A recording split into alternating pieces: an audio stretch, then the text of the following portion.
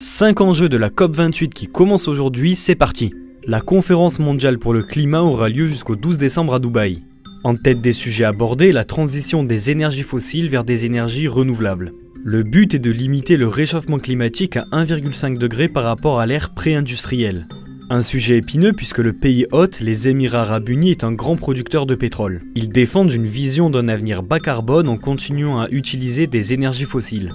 Deuxième sujet abordé, le dédommagement des pays les plus fragiles face au changement climatique. Obtenu lors de la COP27, cet accord doit être concrétisé à Dubaï. Les pays les plus riches et les plus polluants devront ainsi verser des indemnités aux pays les plus pauvres. Ces derniers sont les grandes victimes des désastres climatiques en étant pourtant les moins responsables des émissions de gaz à effet de serre. Troisième sujet, le projet Finance Climat. Selon les experts, il faudrait débourser 3000 milliards de dollars par an d'ici 2030 pour atteindre les objectifs climatiques. Concrètement, les pays présents devront réfléchir à où trouver cet argent. Quatrième point, la question du méthane. Ce gaz est le deuxième plus gros contributeur au changement climatique après le CO2. La Chine, les États-Unis et les Émirats Arabes Unis tiendront un sommet sur le méthane durant cette COP28. Il pourrait durcir l'objectif d'une réduction de 30% prise en 2020. Enfin, dernier sujet, la question alimentaire. Les systèmes alimentaires mondiaux sont responsables d'un tiers des émissions de gaz à effet de serre. Concrètement, comment produire autant en polluant moins? Et également, comment faire face à la sécheresse et les catastrophes climatiques qui menacent cette production?